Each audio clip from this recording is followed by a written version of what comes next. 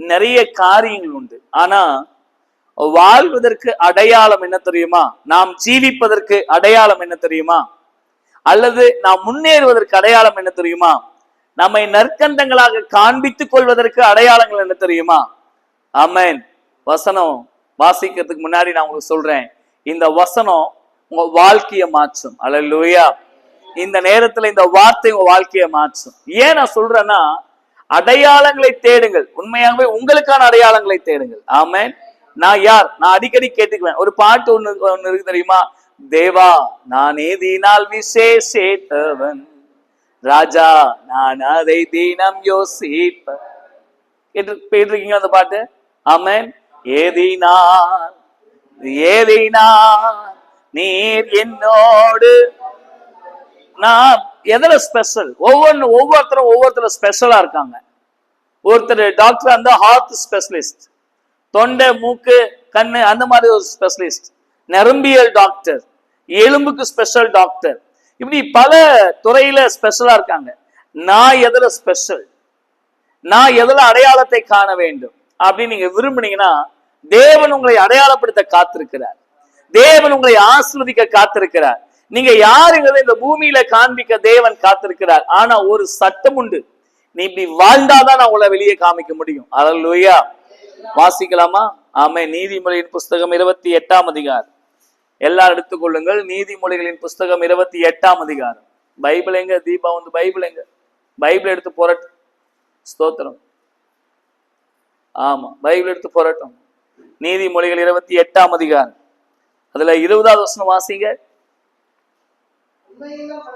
உண்மையுள்ள மனுஷன் பரிபூரண ஆசீர்வாதங்களை பெறுவான், ஐஸ்வர்யவான் ஆவதற்கு தீவிரிக்கிறவனோ ஆக்கினைக்கு தப்பான். அல்லேலூயா. சில பேருக்கு பணக்காரன் ஆகணும்னு ஆசை, சில பேருக்கு அதுக்காக தீவிரமா செயல்படுறான். எதையாச்சும் ஒண்ணு செய்யணும், எதையாச்சும் ஒரு பித்தலாட்டம் பண்ணணும், எதையாச்சும் ஒரு பிராடுத்தனத்தை பண்ணணும், எப்படியாச்சும் பண்ணி கொஞ்சம் பணத்தை சம்பாதிச்சு மேல வந்துடணும். அல்லேலூயா. அதுக்கப்புறம் உண்மையா இருப்போம். அதுக்கப்புறம் கடவுள்கிட்ட மன்னிப்பு கேட்டுக்குவோம். அதுக்கப்புறம் கடவுள்கிட்ட ஸ்தோத்திரம், நான் செஞ்சதெல்லாம் தப்புன்னு ஜெபம் பண்ணிக்குவோம் அப்படின்னு நினைக்கிற ஒரு கூட்டம் இருக்கு. அவனை பத்தி பைபிள் சொல்லுது. 789வது பக்கம் பழைய ஏற்பாடு, 789வது பக்கம் பழைய ஏற்பாட்டுல. ஸ்தோத்திரம். நல்ல கவனிங்க. அவன் ஆக்கினைக்கு தப்பான். அவன் என்ன பண்ண மாட்டான்? நீ என்னதான் தப்பு பண்ணிட்டு சரியாயிடலாம், மன்னிப்பு கேட்டுக்கலாம் நீ நினைச்சாலும் நீ ஆக்கினைக்கு தப்ப மாட்ட. தண்டனை நிச்சயமாகவே உண்டு. ஆனா யதார்த்தமா நீங்க ஆஸ்வதிக்கப்படணும், கொஞ்சம் கொஞ்சமா மேல வரணும், மேன்மை அடைந்து கொண்டே இருக்கணும் நீங்க விரும்பினா, வசனம் சொல்லுது உண்மையுள்ள மனுஷன். சொல்லுங்க, எப்படிப்பட்ட ஆசீர்வாதங்களை பெறுவான்? பரிபூரண. அல்லேலூயா. சொல்லுங்க, உண்மையுள்ள மனுஷன் பரிபூரண ஆசீர்வாதங்களை பெறுவான். நம்புறீங்களா? நீங்க இந்த பூமியில வாழ்ற வரைக்கும், இந்த பூமியில நீங்க ஜீவிக்கிற நாள் வரைக்கும் எல்லாவற்றிலும் உண்மையுள்ளவர்களாக நடக்கணும். உண்மையுள்ள மனுஷன் இந்த பூமியில என்னெல்லாம் வேணுமோ எல்லா விதமான பரிபூர்ணமான நன்மைகளையும் அடைந்தே தீர்வான். வியாதியில் சுகத்தில் ஒரு பரிபூரணம், பணத்தில் ஒரு பரிபூரணம், குடும்ப வாழ்க்கையில் ஒரு பரிபூரணம். பணக்காரனா வாழ்றது விஷயம் இல்லைங்க.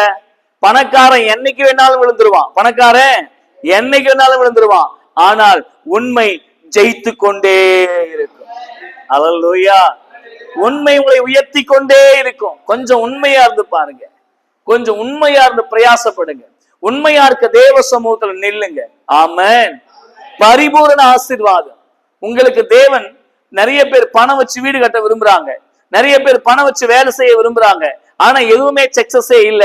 ஆனா ஒண்ணுமே இல்லாம விசுவாசத்திலையும் உண்மையில நீங்க நில்லுங்க.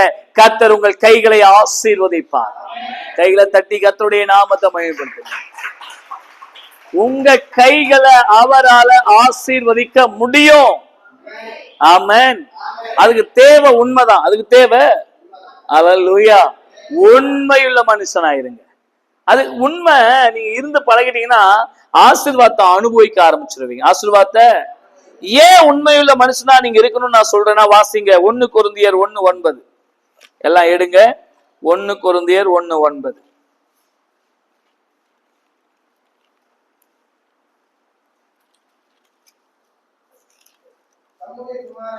ம் ம் ம் ம் ஆமென். சொல்லுங்க, உங்களை அழைத்த தேவன் எதற்காக உங்களை அழைத்தார்? அந்த உண்மையுள்ள தேவன் ஐக்கியமுடையவர்களாய் வாழ்வதற்காக. ஆமென். ஒரு மனுஷனுக்கு ஜப வாழ்க்கை சரியா இருக்கணும், நாம் எப்படி இருக்கணுங்க? உண்மையா இருக்கணும். ஏன்னா அவர் உண்மையுள்ளவர். ஆமென். நீங்க நல்லவங்க, உங்களோட நல்லவங்க சேரணுமா? நல்லவங்க சேரணும்னா நீங்க யாரா இருக்கணும்? நீங்க யார் கூட சேருவீங்க? நல்லவங்களோட தான் என்ன பண்ணுவீங்க? சேருவீங்க. நல்லவனா அல்லாதவன் தானாவே உங்களை விட்டு பிரிஞ்சிருவான். அல்லேலூயா. பிராடு பண்றவன் தானாவே உங்களை விட்டு பிரிஞ்சிருவான். தேவ பிள்ளைகளை ஒரு விஷயத்தை நல்லா புரிஞ்சுக்கங்க. உண்மை எதை குறிக்கும், எதை தரும் தெரியுமா? நல்ல ஐக்கியத்தை கொடுக்கும். அதுவும் ஆண்டவரோடு, அவர் உண்மை உள்ளவரானபடியால் நீங்க உண்மையா இருந்தீங்கன்னா ஆண்டவரோடு உள்ள ஜப வாழ்க்கையில, ஆண்டவரோடு உள்ள ஆவிக்குரிய வாழ்க்கையில இன்னும் உங்களுக்கு உண்மையை உண்டாக்கும். கைத்தட்டி தேவ நாமத்தை மகிமைப்படுத்தும். ஆமென். இன்னும் உங்களை உண்மையுள்ளவர்களாய் மாற்றும். அல்லேலூயா. அவர்கிட்ட போறதுக்கு உண்மை தேவை. அவர்கிட்ட போறதுக்கு பாவம் செய்யறவங்க அவர்கிட்ட என்ன பண்ண முடியாது? போக முடியாது. அசுத்தமா இருக்கிறவங்க என்ன பண்ண முடியாது? போக முடியாது. பாவத்துல குடியிருக்கிறவங்க என்ன பண்ண முடியாது? போக முடியாது. அல்லேலூயா.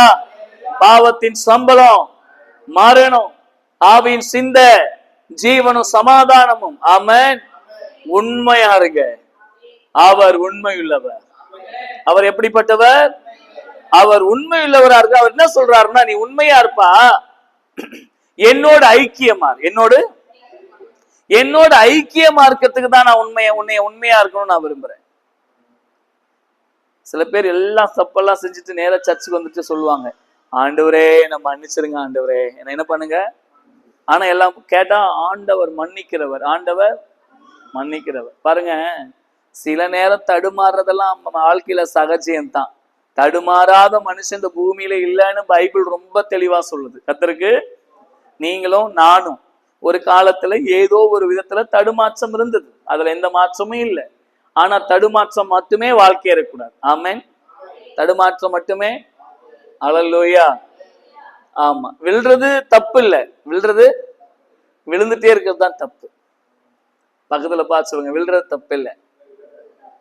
ஒரு முறை கீழே வண்டியில விழுந்துடுறீங்க, வீட்டுக்கு போனா என்ன சொல்லுவாங்க? பரவாயில்லப்பா, நீ ஆரோக்கியமா இருக்கிறல்ல, நீ நல்லா இருக்கிறல்ல, விட்டுரு சொல்லுவாங்களா இல்லையா? சொல்லுவாங்க. அடுத்த நாள் விழுந்தீங்கன்னா, அதுக்கு அடுத்த நாளும் விழுந்தீங்கன்னா,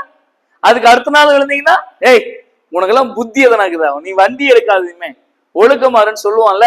அந்த மாதிரிதான் விழுறது தப்பு இல்ல, ஆனா விழுந்துகிட்டே இருக்கிறது தப்பு.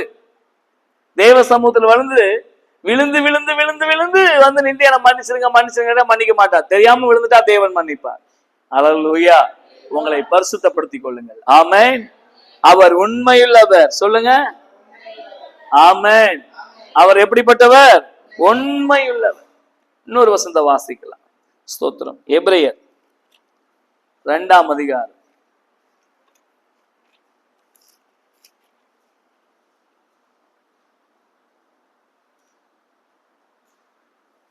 2வது வசனம் வாசி. ஏனெனில் 3ஆம் அதிகாரம் 3ஆம் அதிகாரம் 2வது வசனம் வாசிங்க.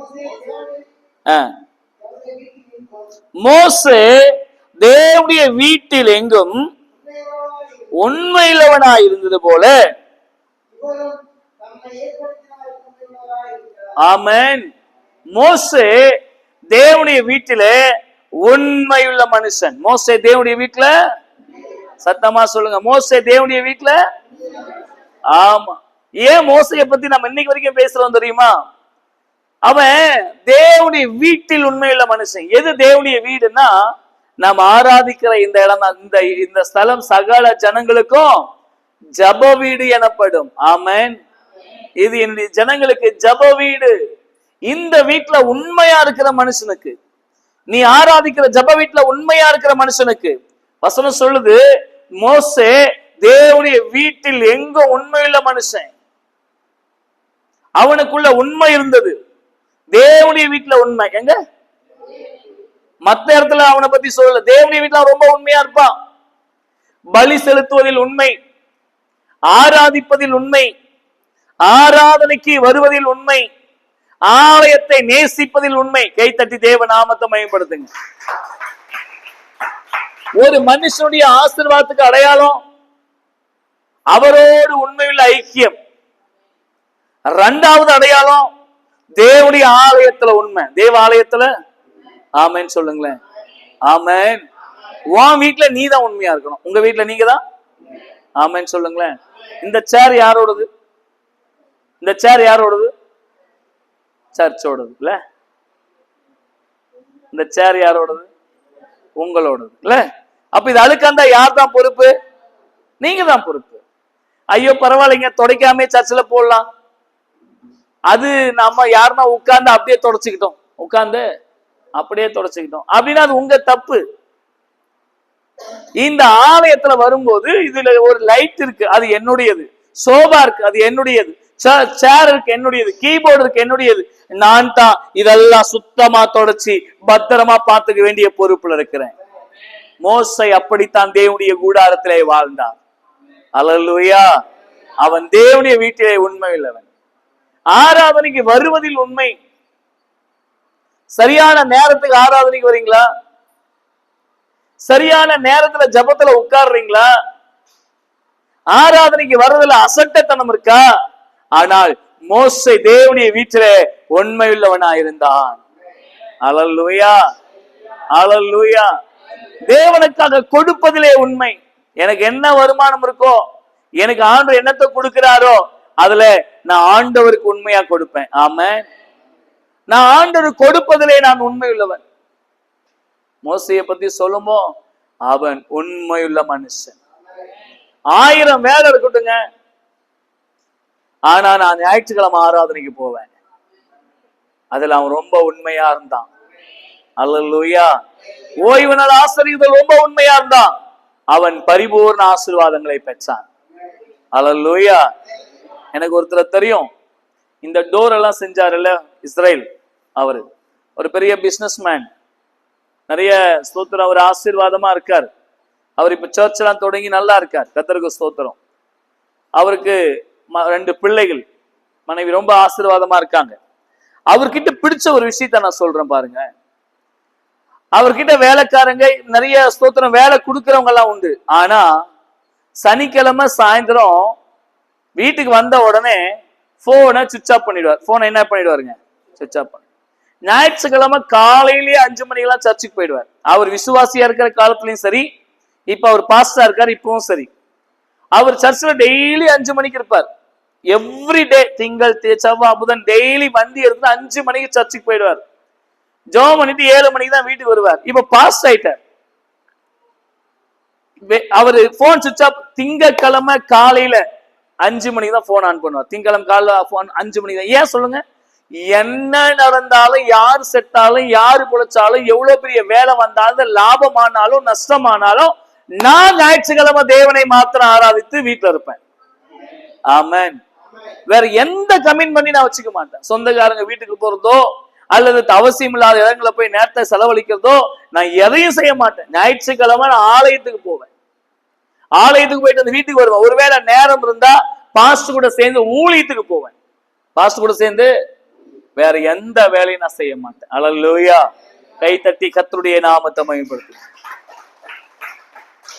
தேவ பிள்ளைகளே, அவரை தேவன் ஆசீர்வதித்திருக்கிறார். அவரை தேவன் உங்களை ஆசீர்வதிக்கணும்னா தேவனுடைய வீட்டுல உண்மையா இருங்க. தேவனுடைய வீட்டுல நான் சில பேருக்கு போன் பண்ண போனே எடுக்கிறது கிடையாது. எனக்கு ரொம்ப துக்கம். எதையாச்சும் ஒரு வேலை செய்யணும்னு சொல்லி போன் பண்ணுவேன், இல்ல ஏதாச்சும் ஒரு சின்ன வேலை இருக்கு சொல்லி போன் பண்ணேன். அடிக்கடி பண்ண மாட்டேன். போன் பண்ணா போன் எனக்கு ரொம்ப துக்கமா இருக்கு. எப்படி தேவன் உங்களை ஆசீர்வதிக்க முடியும்? ஆலயத்துக்காக ஒரு வேலை நீங்க செய்யாம வேற யார் செய்வா? அல்லேலூயா. முதலாவது ஐக்கியம் கொள்ளுகிற உண்மை. ஆமென் சொல்லுங்களேன். 2வது ஆமென் ஸ்தோத்திரம், அந்த வசனம் தேவனுடைய வீட்டிலே உண்மை. 3வது வாசிக்கலாம். லூக்கா 16:10 வாசிங்க. லூக்கா 16:10.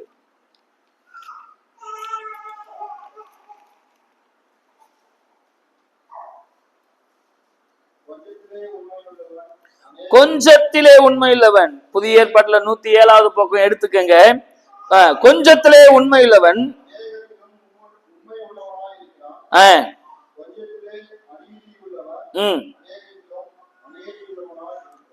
கொஞ்சத்திலே உண்மையுள்ளவன் அநேகத்திலும் உண்மையுள்ளவனாயிருக்கிறான், கொஞ்சத்திலே அநீதியுள்ளவன் அநேகத்திலும் அநீதியுள்ளவனாயிருக்கிறான். அல்லேலூயா.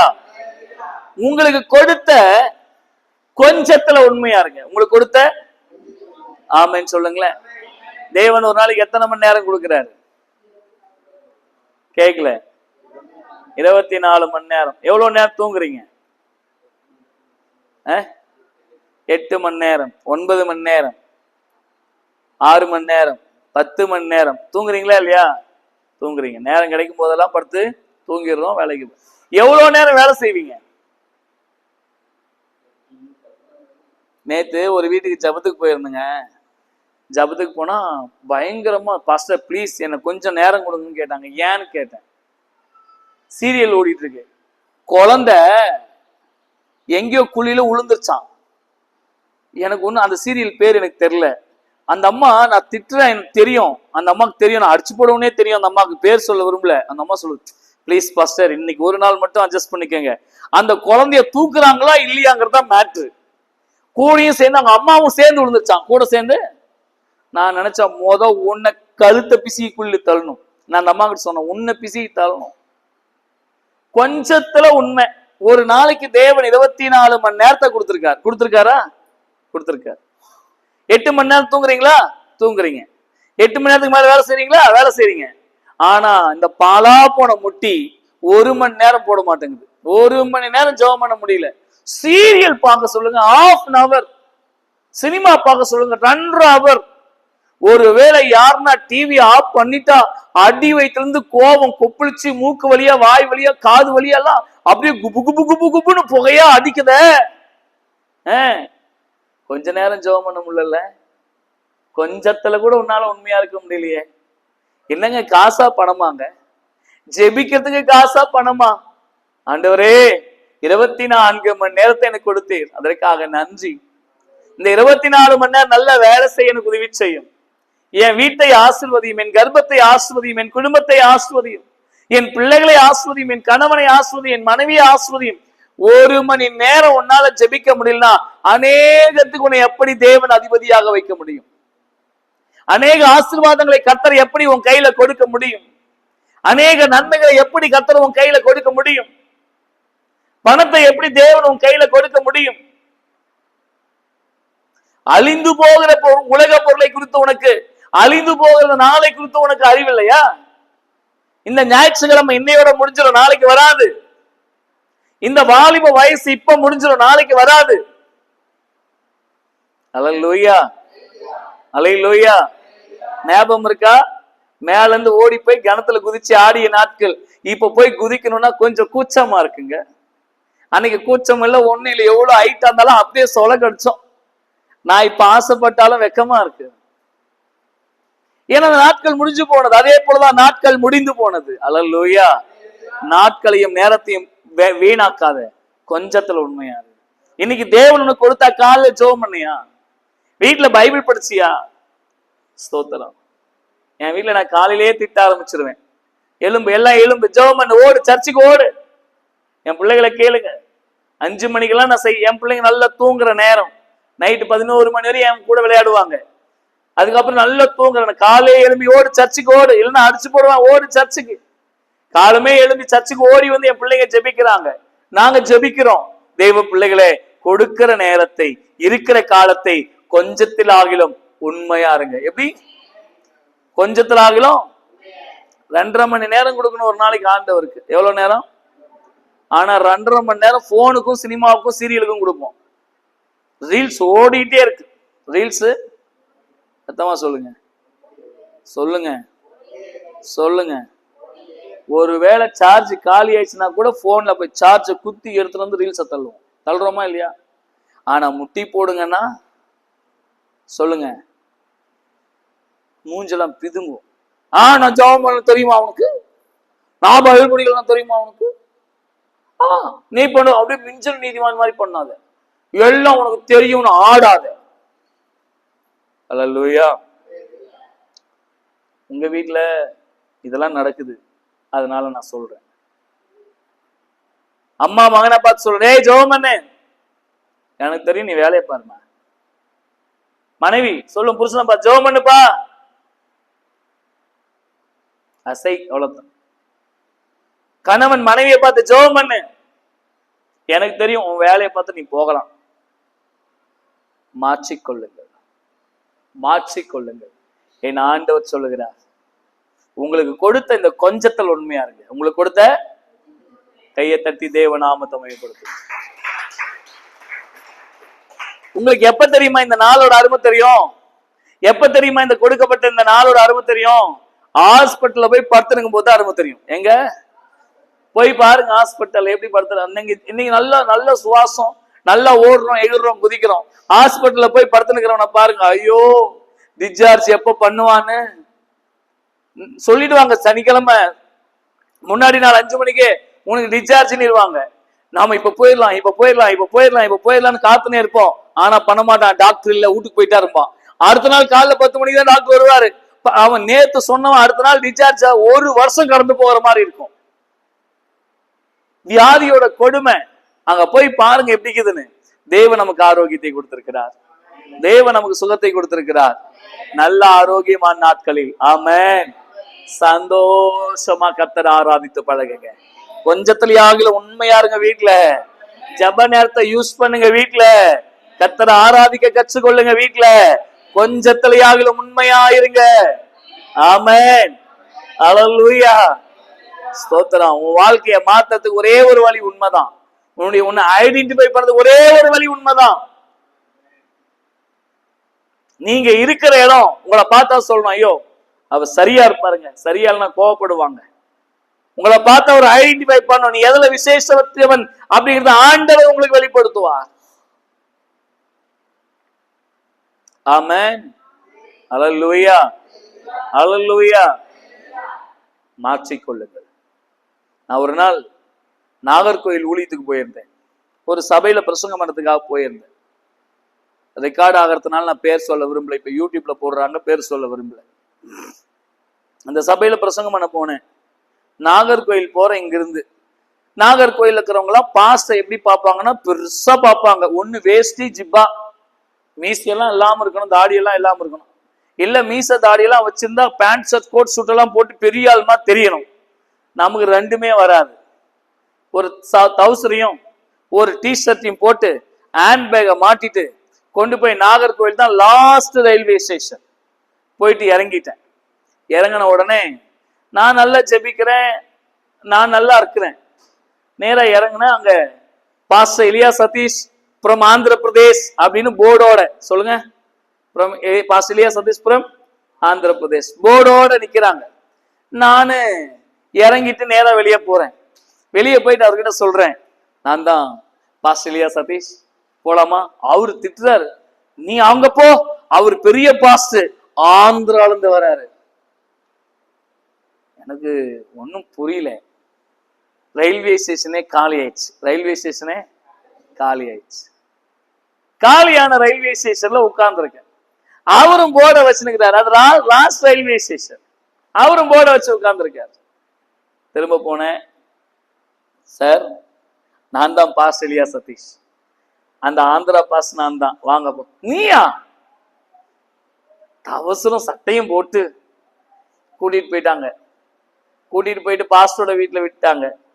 அங்க போனா பிரசங்கம் பண்றதுக்கு எனக்கு நான் தான் பண்ணணும். நோட்டீஸ் போட்டிருக்காங்க, வால் போஸ்ட் போட்டிருக்காங்க, பேனர்லாம் அடிச்சு ஒட்டியிருக்காங்க. மீட்டிங் ஃபர்ஸ்ட் நாள் ஒருத்தரும் மதிக்கல. சொல்லுங்க, ஒருத்தரும் மதிக்கல. அந்த அம்மா சொல்லுது, பாஸ்டம்மா மலையாளத்துல, நாட்டுல வேற பாஸ்ட் இந்த சின்ன பையனையா கூட்டிட்டு வரணும், இந்த சின்ன பையனை கூட்டிட்டு வந்தா பிரசங்கம் பண்ண வைக்கணும். அந்த அம்மா புலம்பி தள்ளுது. ஃபர்ஸ்ட் நாள் மீட்டிங் நீட்டா ரெடி ஆயிட்டு போயிட்டேன். எல்லாம் பாட்டு ஆராதனை எல்லாம் பயங்கரமா நடந்து முடிஞ்சது. ஆண்டுகிட்ட சொன்னேன், ஆண்டவரே நான் நல்ல ஜெபம் பண்ணியிருக்கேன், நான் வசனத்தை கொண்டு வந்திருக்கேன், நான் இங்க ஐடென்டிஃபை பண்ணணும், நான் யாருங்கிறத நீங்க காமிங்க. அல்லேலூயா. நாள் பிரசங்கம் நல்ல பயங்கரமா போச்சு. பிரசங்கம் அலாட் ஆயிட்டாங்க, ஜனம் அர்ப்பணிச்சாங்க, அழுதாங்க, ஒப்பு கொடுத்தாங்க. முடிஞ்சது. முடிஞ்ச உடனே பைபிள் எடுத்து நேரம் என் ரூமுக்கு போயிட்டேன். யாரு கூடயும் பேசல. ஏன்னா எல்லாருடைய கண்ணு என் மேல எப்படி இருந்துச்சு? இந்த சின்ன பையன், இந்த சின்ன பையன். பைபிள் எடுத்து நேரம் ரூமுக்கு போயிட்டேன். பாஸ்டங்க ஜெபம் பண்ணிக்கணும். நான் சொன்னேன், நான் கொஞ்சம் பிஸியா இருக்கேன், நான் கொஞ்சம் ஜெபம் பண்ணிட்டு இருக்கேன். அல்லேலூயா. பாஸ்டம்மா நைட்டு சாப்பாடு எடுத்துட்டு வந்து கதவை தட்டுறாங்க. பாஸ்டர் எங்களோட சாப்பிடுங்க. இல்ல சாப்பாடை கொண்டு வந்து என் ரூம்ல வச்சுட்டு போயிடுங்க, நான் ஜெபம் பண்ணிட்டு. நான் சும்மா தான் இருந்தேன். ஏன்னா அவங்களை என்னை இன்சல்ட் பண்ணது என்னால என்ன பண்ண முடியல, மறக்க முடியல. சாப்பாடை கொண்டு வரும். அடுத்த நாள் காலையில பாஸ்டிங் பிரேயர் போனேன், பிரசங்கம் பண்ணேன், திரும்ப நேர ரூம்க்கு வந்துட்டேன். ரெண்டாவது நாள் அப்படி நைட்டு நேரா போன பிரசங்கம் பண்ணேன். என் ஆத்துமாவே கர்த்தரை ஸ்தோத்திரம் சொன்ன சல்லுன்னு கிளம்பி ரூம்க்கு வந்துட்டேன். மூணாவது நாள் ஞாயிற்றுக்கிழமை ஆராதனை முடிஞ்சது. பாஸ்டம்மா கேட்லயே நின்று இருந்தாங்க. டக்குன்னு கையை பிடிச்சிட்டு, நாங்க ரூம்க்கெல்லாம் சாப்பாடு கொண்டு வர மாட்டோம், எங்களோடய சாப்பிடுங்க, நீங்க ஏன் போறீங்கன்னு எங்களுக்கு தெரியும் நாங்க. அப்ப போயிட்டு அவங்க வீட்டுல டைனிங் டேபிள் உட்காந்து நான் சாப்பிட்டேன். அப்ப கேட்டேன் ஏன். அப்ப அவங்க சொன்னாங்க, இல்ல பாஸ்டர் உங்களை எங்களுக்கு சொன்னாங்க பாருங்க, அவருங்க சொன்னாங்க பாஸ்டர் எலியா சதீஷ் வந்து நல்ல பாஸ்டர், பெரிய பாஸ்டர், நல்ல பிரசங்கம் பண்ணுவார், அப்படி இருப்பார் இப்படி இருப்பார் சொன்னாங்க. ஆனா உங்களுடைய ஃபர்ஸ்ட் லுக் எங்களுக்கு பேட் ஆயிடுச்சு, அதனால உங்களை எங்களால மதிக்க முடியல. ஆனா உங்களை தேவன் பயன்படுத்தின விதத்தை பார்த்தோம் பாஸ்டர், நீங்க தேவ மனுஷன், எங்களுக்காக ஒரு ஜெபம் பண்ணுங்க, எங்களை மன்னிச்சிருங்க. ஆமென். நீங்க தேவனுக்கு உண்மையா இருந்தா இந்த உலகம் உங்ககிட்ட சரண்டர் ஆயிடும். உங்க லெவல் இல்ல, உங்க பர்சனாலிட்டி இல்ல, உங்க படிப்பு இல்ல, நீங்க தேவன் கிட்ட உண்மையா இருந்தா இந்த உலகம் உங்ககிட்ட சரண்டர் ஆயிடும். உலகத்துல உண்மையா நடிக்காதீங்க, உண்மையா இருக்கிற மாதிரி நடிக்காதீங்க. ஆனா உண்மையாவே ஆண்டவர்கிட்ட உண்மையா இருங்க. கொஞ்சத்தில் உண்மை உள்ளவனை கர்த்தர் அநேகத்தின் மேல் சத்தமா ஆமென் அதிபதி ஆக்குவார். நீ அதிபதி ஆவாய். நீங்க அதிபதி ஆவீர்கள். என் சகோதரி நீங்கள் அதிபதி ஆவீர்கள். ஆனா உண்மையா இருங்க. ஆமென். கடைசியா வாசிக்கலாம். ஆமென். 1 தீமோத்தேயு 1:12 வாசி.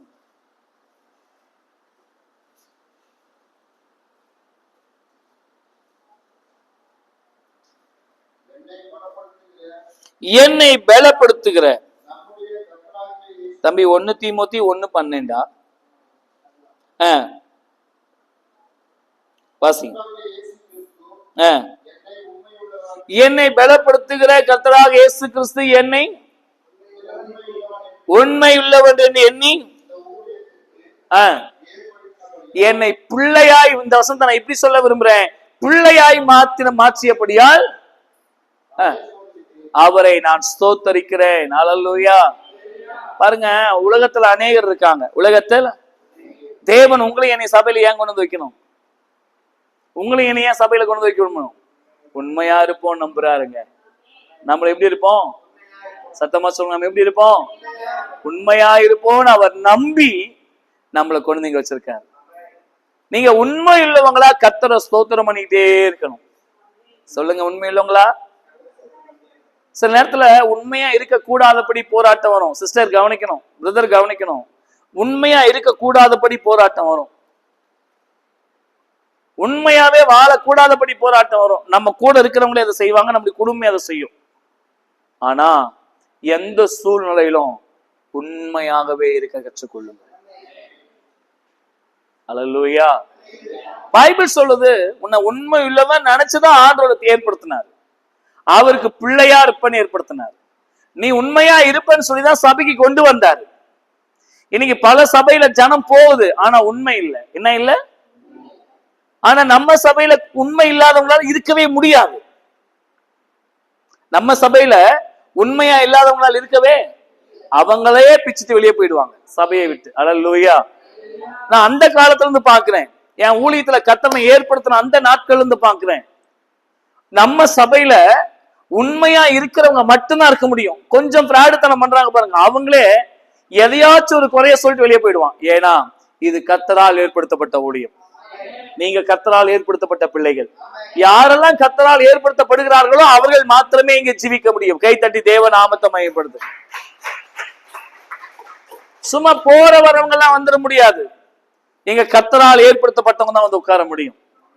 அதனால ஆண்டவர் சொல்றாரு, நீங்க உண்மையா இருங்க.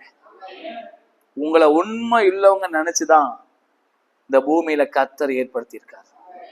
உங்களை சூஸ் பண்ணதே அதுக்குதான். உங்களை தெரிந்து கொண்டதே அதுக்குதான். தம்பி, உங்களை தெரிஞ்சுக்கிட்டதே அதுக்குதான். நீங்க உண்மையா இருப்பீங்கன்னு.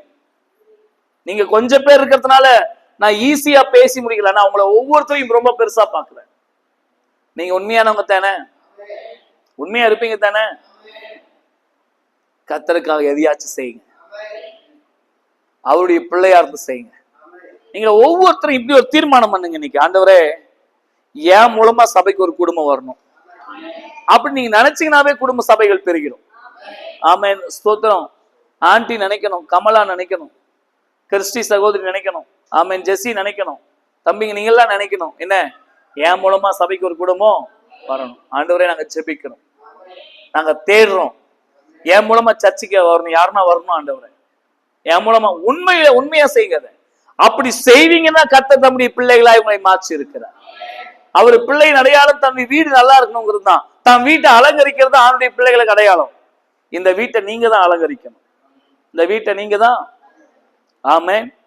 நம்ம சர்ச்சை பார்த்திருக்கீங்களே, நீங்க எந்த சர்ச்சை பார்த்தாலும் ரொம்ப அழகா இருக்கும். ஏன் சொல்லுங்க? நான் சபையை அலங்கரிச்சுட்டே இருப்பேன். என் வீடு போய் பாருங்க, நான் இன்ட்ரெஸ்டே இருக்காது என் வீட்டு மேல. ஆனா சர்ச்சை, ஆவலினத்த சர்ச்சா இருக்கட்டும், காவேரிப்பட்டு சர்ச்சா இருக்கட்டும், நாயனசருவா இருக்கட்டும், பெங்களூரா இருக்கட்டும், சர்ச்சுக்குள்ள நுழைஞ்சு பாருங்க, அவ்வளோ நீட்டா இருக்கும். அல்லேலூயா. எனக்கு ரொம்ப பிடிக்கும் சபையை சுத்தமா வச்சுக்கிறது, அலங்கரிக்கிறது. ஆமென். உங்களுக்கு ரொம்ப பிடிக்கணும் சபையை சுத்தமா அலங்கரிக்கிறது. அலங்கரிக்கிறது மீன்ஸ் இப்படி சேர் போட்டல்ல, ஆத்துமாக்களால் அலங்கரிப்பது. நீங்க போய் ஒரு குடும்பத்தை, பூவரசன் நினைக்கணும், நான் ஏன் மூலமா ஒரு குடும்பத்தை, பாஸ்கர் நினைக்கணும் ஏன் மூலமா ஒரு குடும்பத்தை, இளையராஜா நினைக்கணும் ஏன் மூலமா ஒரு குடும்பத்தை, ஸ்தோத்திரம் கேசவன் நினைக்கணும் ஏன் மூலமா ஒரு குடும்பத்தை நான் சபைக்கு கூட்டிட்டு போகணும். என் சபை நிரம்பி வழியணும். அல்லேலூயா. ஆமென். உண்மை உள்ளவங்க நினைச்சு கர்த்தர் கொண்டு வந்தார் உங்களை. எப்படி? உண்மை உள்ளவங்க நினைச்சு கர்த்தர் உங்களை கொண்டு வந்தார். ஸ்தோத்திரம். ஏதோ ஒண்ணு செய்யறதுக்கு இல்ல, உங்களை வைத்து சாதிப்பதற்கு. முதலாவது, உண்மையுள்ள மனுஷன் பரிபூர்ண ஆசீர்வாதங்களை. யார் உண்மையுள்ளவன்? தேவனோடு ஐக்கியமுடையவன் உண்மையுடையவன். ஆமென். தேவனோடு ஐக்கியம் இருக்கிறவன் உண்மை. இரண்டாவது, ஸ்தோத்திரம், கொஞ்சத்திலே தேவனுடைய வீட்டிலே உண்மையுள்ளவன். இரண்டாவது, ஆமா, மோசேயை போல தேவனுடைய வீட்டிலே உண்மை. மூன்றாவது, கொஞ்சத்திலே உண்மை. ஆமென் சொல்லுங்க. மூன்றாவது கொஞ்சத்திலே. நான்காவது, தேவ பிள்ளையாய் உண்மை. தேவ பிள்ளையாய் உண்மை. ஐந்தாவது, ஸ்தோத்திரம், பணத்தில் உண்மை. ஐந்தாவது, ஆமா, ஆண்டவருக்கு உண்மையா. உங்களுக்கு அது அடிக்கடி நான் பேசுறதுனால நான் வசனத்தோடு பேச விரும்பல. ஸ்தோத்திரம், கண்ட இடத்தில் பலி செலுத்தாதபடி எச்சரிக்கையா இருங்கள். தேவனுக்கு கொடுப்பதிலே உண்மையுள்ளவர்களாக இருங்கள். அல்லேலூயா. நீங்க எந்த விஷயத்திலையும் சரிங்க, எந்த விஷயத்திலையும் சரி, தேவனுக்காக கொடுக்கறதுல உண்மையா இருங்க. என்னுடையதை நான் கொடுக்கிறேன். அல்லேலூயா. நான் கடன் வாங்கி கொடுக்கல, வட்டிக்கு வாங்கி கொடுக்கல, எனக்கு என்ன வருதோ அதுல நான் கொடுக்கிறேன். ஆமென். உண்மையா தேவனுக்கு பயந்து தேவ சித்தத்தை செய்து அர்ப்பணிப்போடு கர்த்தருக்கு கொடுங்க. எப்படி கொடுங்க? சத்தமா சத்தமா அர்ப்பணிப்போடு. ஆமென். அல்லேலூயா. அர்ப்பணிப்போடு சபையில காணிக்க கொடுங்க. சில பேரு காணிக்க கொடுக்க ரொம்ப கஷ்டப்படுவாங்க. நான் சொல்றேன், நீ கொடுப்பது காணிக்கை அல்ல, நீ விடுவது விதை. கர்த்தர் பெருக செய்வார். நல்ல நிலத்துல விதை, அத உண்மையா விதை. பண ஆசை எல்லா தீமைக்கும் அப்படி வசனம் இருக்கு. ஆனா ஆண்டு சொல்றாரு, நான் உன்னை பணத்தினால் ஆஸ்வதிப்பேன். ஏன் ஆஸ்வதிப்பேன் தெரியுமா? நீ ஆசைப்படுறதுனால இல்ல, நீ உண்மையா இருக்கிறதுனால. நிறைய பேருக்கு ஆசை இருக்கு, அது அழிவை உண்டாக்கும், ஆனா ஆசீர்வாதத்தை உண்டாக்காது. நான் சொல்றேன், நீ உண்மையா இருந்தா உனக்கு ஆசீர்வாதத்தை உண்டாக்கும். பரிபூரண ஆசீர்வாதம். எப்படிப்பட்ட ஆசீர்வாதம்? எல்லாம் எழுப்பி இருக்கலாமா?